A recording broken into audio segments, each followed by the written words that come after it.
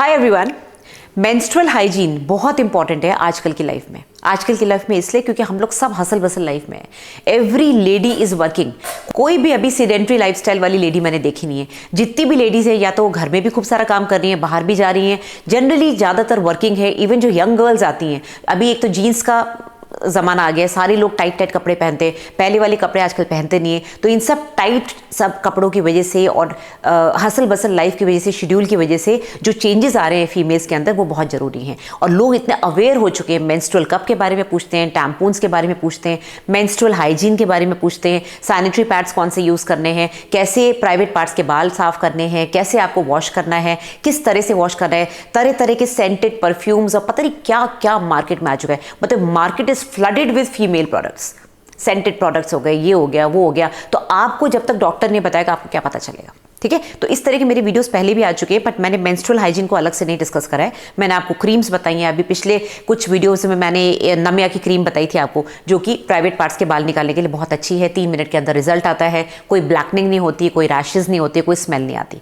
उसी तरह से आज हम और भी चीज़ें डिस्कस करेंगे, तो एंड तक जरूर बने रहिएगा। तो सबसे पहले तो आपको बता दूं कि वल्वा और वेजाना ये जो है, पहली बात, ये 2 सेपरेट चीज़ें हैं। वेजाना यानी कि जो अंदर वाली ट्यूबुलर स्ट्रक्चर है, जहाँ से आप बेबी पैदा होता है, जहाँ से मेंस्ट्रुअल ब्लड आता है, जहाँ से सेक्सुअल एक्टिविटी होती है। वल्वा यानी कि बाहर का पूरा एरिया, जहाँ पे लेबिया, मेजोरा, माइनोरा, क्लाइटोरिस वगैरह आता है।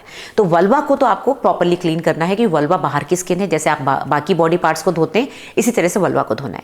वेजाना को आपको धोने की जरूरत नहीं है, क्योंकि वेजाना अंदर का पार्ट है। आप इंटरनल ऑर्गन्स, मुंह को कितनी बार रिंस करते हैं, सिमिलरली वेजाना को ऐसे अलग से डूशिंग की जरूरत नहीं है। अंदर तेज जो पाइप वाले वाटर होते हैं या फिर जो जेट वॉश होता है टॉयलेट वाला, उससे क्लीन करने की जरूरत नहीं है। कारण ये है कि बॉडी के मैकेनिज्म में वेजाना अपने को खुद को क्लीन कर लेता है। एक तो उसके खुद के डिस्चार्ज निकलते हैं, उससे वो पूरा क्लीन हो जाता है। प्लस वेजाना हमेशा पीएच उसका एसिडिक होता है। ये मैं आपको पहले भी बता चुकी हूँ। जब लेडी यंग होती है, प्यूबर्टी से लेकर जब तक उसको मेनोपॉज नहीं आता, उसके अंदर ईस्ट्रोजन होता है। ईस्ट्रोजन जो है बॉडी के अंदर, वेजाना के अंदर ग्लाइकोजन को पैदा करता है। ग्लाइकोजन जो है लैक्टोबैसिलाई की वजह से टूटता है, उसको ब्रेक डाउन करता है। लैक्टोबैसिलाई जो कि एक तरह का डोडरलिन बैसिलाई है, और उसको ब्रेक डाउन करने के बाद वहाँ पर बनता है लैक्टिक एसिड। तो जितने भी लैक्टिक एसिड वाली जो एरियाज हैं, उनका एसिडिक पीएच रहेगा लेस देन 7 रहेगा, अराउंड 4 to 4.5। इस पीएच में सारे ऑर्गेनिज्म मर जाते हैं। बहुत ही कम ऐसे बैक्टीरिया हैं जो वहाँ ग्रो करते हैं, और वो हेल्दी बैक्टीरिया हैं। वेजाना के अंदर जो हेल्दी बैक्टीरिया हैं, उसको आपको वॉश करके बाहर नहीं निकालना है। तो अगर आप बिल्कुल सेफ एंड साउंड हैं, आप बिल्कुल क्लीन हैं, आपको कोई इन्फेक्शन नहीं, तो आपको ज़बरदस्ती कुछ भी करने की जरूरत नहीं है। मार्केट में तरह तरह के डूशेज आ गए हैं, तरह तरह के सेंटेड परफ्यूम्स आ गए। आपको कोई परफ्यूम वहाँ लगाने की जरूरत नहीं है, बिकॉज उससे केमिकल रिएक्शन से आपको और प्रॉब्लम्स होंगी और आपकी बॉडी का पीएच चेंज होगा।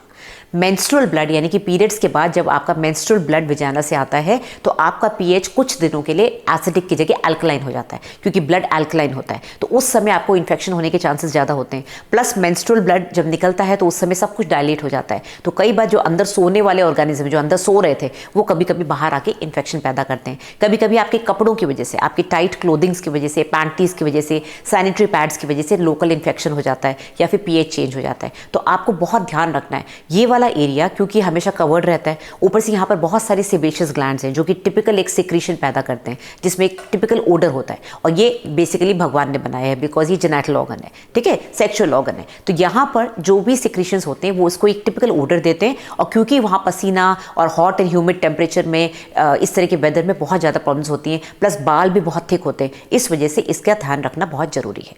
अब आते हैं सबसे पहले वॉश कैसे करना है। जैसे मैंने आपको बताया, वल्वा को वॉश करना है, वेजाना को अंदर से वॉश करने की जरूरत नहीं है। अगर आप यूज़ कर रहे हैं तो कोई ऐसा साबुन यूज़ करना है, ऐसा शैम्पू जिसके अंदर लैक्टिक एसिड है, अगर आप वेजाना को वॉश कर रहे हैं, स्पेशली अगर आपको इन्फेक्शन हुआ है। तो आज मैं आपको एक बहुत अच्छा शैम्पू दिखाऊंगी जो कि नमिया कंपनी का है। नमिया के प्रोडक्ट्स मैं पिछले 6 साल से आपको बता रही हूँ यूट्यूब पे, और खुद भी अपने पेशेंट्स में यूज़ कर रही हूँ। मुझे बहुत अच्छे लगते हैं इनके प्रोडक्ट्स, बहुत ही अच्छी कंपनी है और प्रोडक्ट्स इनके A1 है। ये है नमिया का इंटीमेट वॉश, जिसमें हल्दी और चंदन है। बॉटल देखिए कितनी प्यारी है, आपको हल्दी और चंदन का कलर इसमें दिख रहा है। हल्दी चंदन से क्या होगा, अब आपको पता है हल्दी इज़ एन एंटीसेप्टिक, तो एक तो पहली बात ये एंटीसेप्टिक की तरह काम करेगा। सेकेंडली इसमें चंदन है, तो एक टिपिकल जो खुशबू है जो चंदन की वो आपको मिलेगी। तो आपको वॉश में भी अगर खुशबू मिलेगी, हम लोग सेंटेड सोप्स लेते हैं अपने हाथ वाथ वॉश करने के लिए, तो उसका फ़ायदा है। प्लस हल्दी और चंदन मिल के थोड़ी सी स्किन लाइटनिंग भी करेगा। मैं ये नहीं कह रही हूँ कि बिल्कुल ही आपको गोरा कर देगा, बट येस, लोकल एरिया में एंटीसेप्टिक एंटीसेप्टिक का भी काम करेगा और आपको अच्छी खुशबू भी देगा और थोड़ा सा लाइटनिंग का भी इफेक्ट करेगा। इसकी कंसिस्टेंसी भी बहुत अच्छी है, मैं आपको दिखाती हूँ। इसकी कंसिस्टेंसी देखिए, इस तरह से येलो येलो लिक्विड निकल रहा है, बहुत ही अच्छी खुशबू है इसकी। और इस तरह से देखिए मैं स्प्रेड कर रही हूँ, कितना सॉफ्ट है, बिल्कुल भी मेरे को कहीं जलन नहीं हो रही, कहीं इसमें कोई झाग नहीं आ रहा। इसमें अगर ज्यादा झाग आएगा इसका मतलब ज्यादा केमिकल्स हैं, ज्यादा पैराबेन है, तो बेसिकली ये साबुन की तरह नहीं है ये शैम्पू, बट एकदम soft and gentle for the skin, जिसमें कोई रैशेज नहीं होंगे, कोई जलन नहीं होगी, कट्स भी लगे होंगे तो भी ये जलन नहीं करेगा, और इतना कम झाग, यानी कि इसमें मिनिमम केमिकल्स हैं। तो इसके फायदे उठाइए, बहुत ही अच्छा शैम्पू है। इसको खरीदने का लिंक मैंने डिस्क्रिप्शन में डाल दिया, इसको मंगाइए। अब आते हैं वॉश के बाद बाल को कैसे रिमूव करना है। पिछली वीडियो में बता चुकी हूँ, नमिया का ही वीडियो था, उसमें मैंने आपको बताया था वो क्रीम मंगा सकते हैं, अदरवाइज आप इपाइलेशन कर सकते हैं। कुछ लोगों को वैक्सिंग पसंद है, वो कर सकते हैं। रेजर बहुत अच्छा नहीं होता, रेजर से कई बार कट्स लग जाते हैं, माइनर कट्स की वजह से इन्फेक्शन हो जाता है, डिपेंडिंग आप किस तरह से कर रहे हैं। हमेशा नई ब्लेड यूज करनी है, ठीक है। उसके बाद आते हैं अंडरगारमेंट्स पे। अंडरगारमेंट्स बहुत ज़्यादा टाइट नहीं होने चाहिए, जैसे मेल्स को बताते हैं कि बहुत ज़्यादा टाइट क्लोथिंग्स की वजह से स्क्रोटम में एयर नहीं आ पाती, एरेशन नहीं हो पाता है, तो वहाँ का टेम्परेचर बढ़ जाता है, तो टेस्टिकल्स में प्रॉब्लम आती है, सीमेन में प्रॉब्लम आती है। सिमिलरली लेडीज़ में अगर बहुत ज़्यादा टाइट कपड़े पूरे दिन पहनेंगे हॉट एंड ह्यूमिड वेदर में, और वहाँ पर डिस्चार्जेस की वजह से आपको इन्फेक्शन हो सकता है। और कॉटन पैंटीज पहनिए जिसमें ब्रीथ कर पाए, आपकी स्किन ब्रीथ कर पाए। आप ज़्यादा सिंथेटिक लेसी वगैरह लॉन्जरीज ना खरीदें, ठीक है। अगर आपको बैड स्मेल की प्रॉब्लम आ रही है तो एक तो पानी ज़्यादा पिए, हाइड्रेशन अच्छा रखें। आपकी बॉडी का जो भी पसीना है, जो भी निकलता है, हर जगह से सेवेशियस ग्लैंड्स में कहीं भी कुछ भी सिक्रीशन निकल रहा है, आपकी वाटर कंटेंट अच्छा होना चाहिए। वाटर कंटेंट अच्छा रहेगा तो आपको स्मेल भी नहीं आएगी, आपका डिस्चार्ज भी कम रहेगा, आपकी स्मेल कम रहेगी, इन्फेक्शन कम रहेगा, साथ ही आपका ब्लड सर्कुलेशन अच्छा रहेगा, ठीक है। अब आते हैं लास्ट पार्ट, डोंट्स। क्या आपको चीज़ नहीं करनी है। पहली बात तो आपको बिल्कुल भी सिंथेटिक पैंटीज नहीं पहननी। दूसरी चीज़, आपको बिल्कुल भी विजाइना को अंदर से डूश कर करके वॉश नहीं करना है। तीसरी चीज़, आपको कभी भी जेट वॉश से अपने को तेजी से वॉश नहीं करना है बार बार, और अंदर से क्लीन करने की जरूरत नहीं, अनलेस कि डॉक्टर ने आपको बोला है। करना है तो लैक्टिक एसिड शैम्पू यूज़ करना है। चौथी चीज़, आपको कोई भी ऐसा सेंटेड परफ्यूम, कोई साबुन, कोई सेंट वहाँ परफ्यूम लोकल नहीं यूज़ करना है जिससे कि केमिकल रिएक्शन हो जाए, इरिटेशन हो जाए और आपको ज़बरदस्ती लेने के देने पड़ जाए।